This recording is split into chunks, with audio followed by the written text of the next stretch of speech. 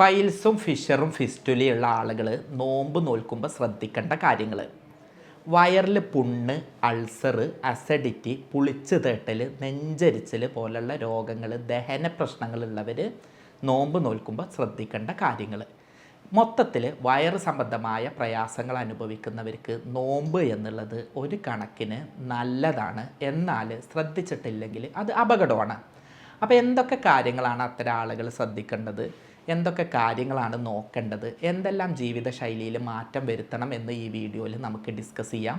ഞാൻ doctor Basil Yusuf, doctor Basil's homeo hospital, Pandikkad, Malappuram ജില്ല, Nadakkavu, Kozhikode.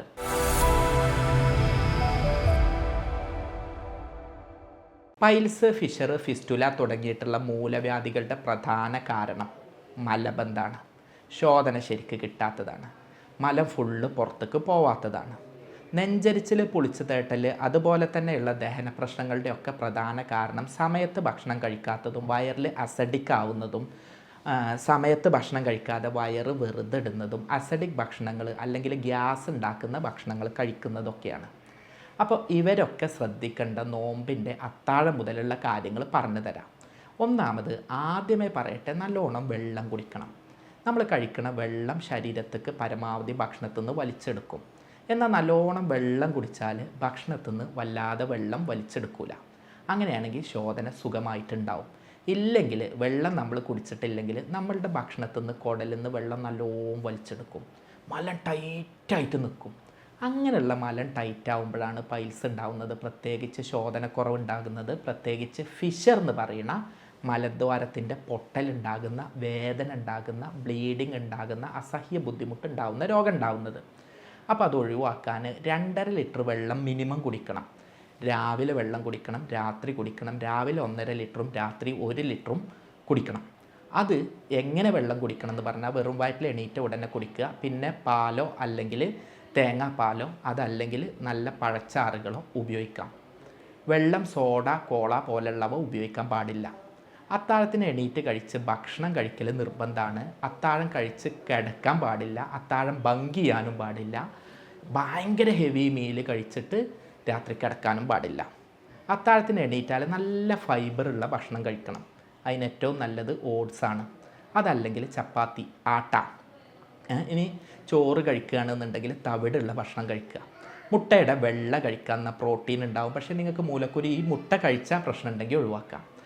Nuts കഴിക്കുക, അണ്ടിപ്പരിപ്പ് പോലെയുള്ള, ബദാം പോലെയുള്ള, പിസ്ത പോലുള്ളത് കഴിക്കുക. പക്ഷേ ഉപ്പിലിട്ടതാവാതിരിക്കാൻ ശ്രദ്ധിക്കുക. അതുപോലെ തന്നെ നല്ല സുഖശോധന കിട്ടാൻ സലാഡുകളും ഇലക്കറികളും ഫ്രൂട്ട്സും കഴിക്കുക. നമ്മളുടെ മൈസൂർ പഴം നല്ലതാണ്. അതുപോലെ തന്നെ സലാഡുകൾ, കക്കരി, കുക്കുംബർ, ഈ സാധനങ്ങൾ, ക്യാരറ്റൊക്കെ നല്ലതാണ്. പിന്നെ രാവിലത്തെ ഭക്ഷണത്തിൽ നിങ്ങൾ എന്ത് ചെയ്യൂ, ഫ്രൂട്ട്സ്, അതുപോലെ തന്നെ ഉണക്കമുന്തിരി പോലെയുള്ള സാധനങ്ങൾ അത് വെള്ളത്തിലിട്ട് കഴിക്കുകയാണെങ്കിലും ശോധന കിട്ടാൻ ഏറെ നല്ലതാണ്. വെള്ളം നല്ലോണം കുടിക്കൂ. എഴുന്നേറ്റ ഉടനെ 1 ഗ്ലാസ് വെള്ളം കുടിക്കുക. അതൊരു 3/4 ലിറ്റർ വരെ ആക്കിയിട്ട് അങ്ങനെ കൂട്ടിക്കൊണ്ടുപോവുക. അതുപോലെ തന്നെ അത്താഴം കഴിച്ച് ബാങ്ക് കൊടുക്കുന്നതിൻ്റെ മുമ്പും വെള്ളം കുടിക്കുക. ഭക്ഷണത്തിൻ്റെ ഒപ്പം വെള്ളം കുടിക്കാതിരിക്കുന്നതാണ് കുറച്ചും കൂടെ നല്ലത്. പിന്നെ നിങ്ങൾ കിടക്കരുത്. അങ്ങനെ കിടന്നാലാണ് നിങ്ങൾക്ക് അസിഡിറ്റി ഉണ്ടാവുക. രാവിലെ ലഘു വ്യായാമം ചെയ്യുക, ഹെവി വ്യായാമം ചെയ്യണ്ട. വ്യായാമം ചെയ്താലേ ശോധന ഉണ്ടാവുള്ളൂ. അപ്പോൾ അതിന് വേണ്ടിയിട്ട് വൈകുന്നേരം ചെയ്യാം. വൈകുന്നേരം വ്യായാമം ചെയ്യുമ്പോൾ ഭയങ്കരമായിട്ട് തളരണ്ട, എന്നാൽ വ്യായാമം ചെയ്യുക. അങ്ങനെ ആകുമ്പോൾ നിങ്ങൾ പിന്നെ കഴിക്കുന്ന ഭക്ഷണം ശരീരത്തുമ്മ പിടിക്കൂല. ദഹനം ശരിയായി, ശോധന ശരിയായി, ശരീരത്തിൽ പിടിക്കാതെ എനർജി റിലീസായി കിട്ടും. അതുപോലെ തന്നെ ചെയ്യേണ്ടത്, ഉച്ചയ്ക്ക് അമിതമായി വെയിൽ കൊള്ളരുത്. ആവശ്യത്തിന് വെയിൽ കൊള്ളൂ. അതാവുമ്പോൾ ഡീഹൈഡ്രേഷൻ ഉണ്ടായി ജലാംശം നഷ്ടപ്പെട്ട് മലമുറക്കാനും ദഹന പ്രശ്നങ്ങൾ ഉണ്ടാവാനും കാരണമാകും. പിന്നെ നോമ്പ് തുറക്കുമ്പോൾ വാരി വലിച്ച് കഴിക്കുന്നതിന് പകരം ഒരു കാരക്കൊണ്ട് നോമ്പ് തുറക്കുക. പിന്നെ വെള്ളം കുടിക്കുക. അത് മുറുക്കായിട്ട് ഒരു 3/4 ഗ്ലാസ്, 1 ഗ്ലാസ് വെള്ളം വരെ കുടിക്കുക. നാരങ്ങ വെള്ളം ആവാതിരിക്കാൻ നോക്കുക. കാരണം അസിഡിക്കായിട്ട് നിൽക്കുകയായിരിക്കും ഒത്തിരി നേരം നോമ്പ് നോറ്റുകൊണ്ട്. അതിമൊക്കെ പിന്നെ ഈ നാരങ്ങ വെള്ളം ചെല്ലുമ്പോൾ അത് പ്രശ്നങ്ങൾ ഉണ്ടാക്കും.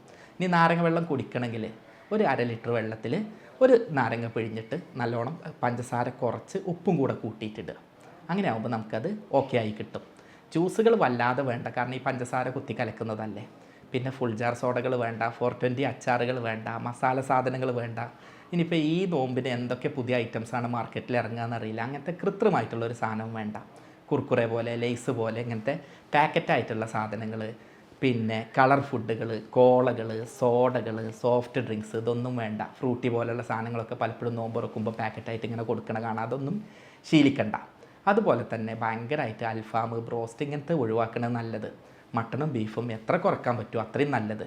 പൊറാട്ട ഒഴിവാക്കാൻ പറ്റിയ അതും നല്ലത്. പിന്നെ നന്നായിട്ട് ഈ ഡാൽഡ ഇതൊക്കെ ഇട്ടിട്ടാണ് ഉപയോഗിച്ച എണ്ണയൊക്കെ ഉപയോഗിച്ചിട്ടും നെയ്യ് ഉപയോഗിച്ചിട്ടും വലിയ ക്വാളിറ്റി ഇല്ലാത്ത നെയ്യൊക്കെ ഉപയോഗിച്ച് മസാലകൾ ഹെവി ആയിട്ട് കെമിക്കൽ അടങ്ങിയിട്ടുള്ള സാധനങ്ങൾ ഉപയോഗിച്ചുണ്ടാക്കുന്ന അൽഫാം, ബ്രോസ്റ്റ്, മന്തി, ഷവായ, ഷവർമ്മ, പിന്നെ മൽഹൂത്ത്, ബിരിയാണി ഇതൊക്കെ ഒഴിവാക്കുക. പകരം നമുക്ക് എന്ത് ചെയ്യുക, ഈ നോമ്പ് കഞ്ഞി ഉപയോഗിക്കാം. അതുപോലെ തന്നെ ഭക്ഷണം കഴിക്കണ കാര്യത്തിലും കുറച്ച് ശ്രദ്ധിക്കുക.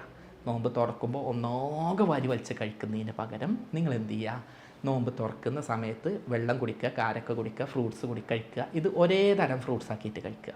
അങ്ങനെ ആകുമ്പോൾ നല്ല ഫൈബർ ഉണ്ടാവാനും ശോധന ഉണ്ടാവാനും ദഹനം ശരിയാവാനും നന്നാവും. പിന്നെ ഈ പറഞ്ഞിട്ടുള്ള നോമ്പ് കഞ്ഞി പോലുള്ള സാധനങ്ങളാക്കുക. രാത്രി നല്ലോണം കിടന്നുറങ്ങുക. അതിന് വേണ്ടിയിട്ട് നേരത്തെ കിടന്നുറങ്ങുക. കിടക്കുമ്പോൾ ഒന്നാകെ ഹെവി മീൽസ് കഴിച്ചിട്ട് കിടക്കാതിരിക്കാൻ നോക്കുക. ചോക്ലേറ്റ്, പേസ്ട്രി, മധുരങ്ങളൊക്കെ ഒഴിവാക്കുക. വ്യായാമം ചെയ്യുന്നതോടൊപ്പം തന്നെ വെയിൽ കൊള്ളുന്നതോടൊപ്പം തന്നെ ടോയ്ലറ്റ് ശീലങ്ങൾ ശരിയാക്കുക. നോമ്പാകുമ്പോൾ പലർക്കും രാവിലെ ഒരു കട്ടൻ കാപ്പി കിട്ടിയാലേ ടോയ്ലറ്റ് പോകുള്ളൂ, അല്ലെങ്കിൽ അങ്ങനെ ഉണ്ട് എന്നുണ്ടെങ്കിൽ എന്ത് ചെയ്യുക, അങ്ങനത്തെ സംഗതികളൊക്കെ അത്താഴത്തിൻ്റെ മുമ്പ് തന്നെ അത്താഴത്തിന് തന്നെ കഴിച്ചിട്ട് ബാങ്ക് കൊടുക്കുന്നതിൻ്റെ മുമ്പ് കഴിച്ചിട്ട് ടോയ്ലറ്റ് ശീലങ്ങൾ ശരിയാക്കി ഉറപ്പ് വരുത്തുക. പിന്നെ പലർക്കും ഉറക്കം ശരിക്കും ഉണ്ടാവില്ല. അങ്ങനെ ചിലപ്പോൾ ഇനി രാത്രി ഇബാദത്തും തഹജ്ജുദും പിന്നെ അതേപോലെ തന്നെ ഇഴ്തികാഫൊക്കെ ആയിട്ട് ഉറക്കമൊഴിക്കുന്ന ആളുകളാണ് എന്നുണ്ടെങ്കിൽ പകൽ ഉറങ്ങാൻ ശ്രമിക്കുക. പകൽ കുറച്ച് ഗ്യാപ്പ് അതിന് നമുക്ക് കിട്ടുമല്ലോ, ലഞ്ച് ബ്രേക്കിൻ്റെ സമയമൊക്കെ. അങ്ങനെ ചെയ്തിട്ട് ആരോഗ്യകരമാക്കിയാൽ പൈൽസ്, ഫിഷർ, ഫിസ്റ്റുല പോലുള്ള ശോധന കൊണ്ടുണ്ടാകുന്ന പ്രശ്നങ്ങൾ ഒഴിവാക്കിയെടുക്കാൻ പറ്റും. ദഹന പ്രശ്നങ്ങൾ ഒഴിവാക്കിയെടുക്കാൻ പറ്റും. ആരോഗ്യപൂർണ്ണമായിട്ട് ഈ രോഗങ്ങളൊക്കെ മാറ്റി നോമ്പെടുക്കാൻ പറ്റും. ഇത്തരത്തിലാവട്ടെ നമ്മളുടെ നോമ്പ്. രോഗങ്ങളെ ഇല്ലാതെയാക്കാനാവട്ടെ നമ്മളുടെ നോമ്പ്. അതിനുവേണ്ടി പരമാവധി ഈ വീഡിയോ എല്ലാവരിലേക്കും എത്തിക്കുക, ഷെയർ ചെയ്യുക. സ്നേഹത്തോടെ doctor Basil Yusuf, doctor Basil's homeo hospital, Pandikkad, Malappuram ജില്ല, നടക്കാവ്, കോഴിക്കോട്.